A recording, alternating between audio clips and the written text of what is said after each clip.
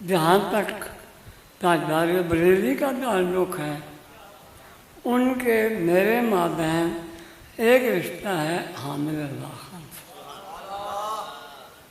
और जहाँ तक ताल्लुक़ है ताजदार बरेली का तालीम के मैदान में, उसमें भी मेरा दरमियान में एक ही रिश्ता है मौलाना मुहिब्बुन नबी से।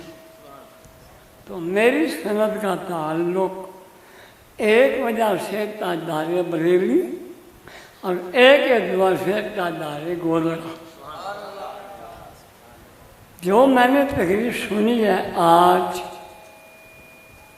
बग़ैर रियाकारी के अगर सच कहना चाहूँ तो मैंने ज़िंदगी में आज अजीम तर बयान देखा, इतना बड़ा बयान देखा, इतना बड़ा बयान सुना कि मैं समझता हूँ कि उसके ऊपर मज़ीद नहीं है, ऐन मुमकिन है मैं इनकी तालीमात की रोशनी में 5 नंबर जिल्द या 28 नंबर जिल्द वगैरह जो मेरे जहन में बैठ गई हैं, मैं घर जाकर वो भी करूँगा।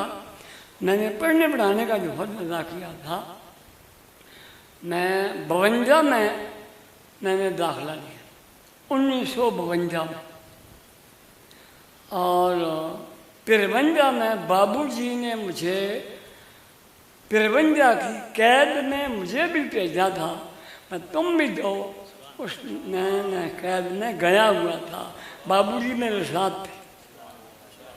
वहाँ मैंने 4 साल गुजारे और 53 की जो तहरीक है मार्च की, उसमें मैं जेल में था। मेरे खिलाफ ये आवाज़ उठा, भाई एक बच्चा यानी मुल्की कानून के मुताबिक 18 साल उम्र रही तो ये नाबालिग है, लिहाजा इनू कैद करना लाहौर खड़ के पिंडियों ला जो खड़ के। बाकी मैंने बात तो बन की है, रिश्ता मेरा जो तालीमी है वो इन हजरात से है बेहम्दिही ताला। आज से कोई 15-20 दिन या महीना पहले मैं ताजदार बरेली का जो औराद व वज़ाइफ हैं उसकी कापी मैं कर्नल साहब को दे आया हूँ, जिस जगह मैं सिर्फ 3 सबक पढ़ाता हूँ, मंडी पढ़ाना, लेकिन सिर्फ 3 सबक, इसलिए कि 4 मैं पढ़ा भी है। 93 साल हो गए,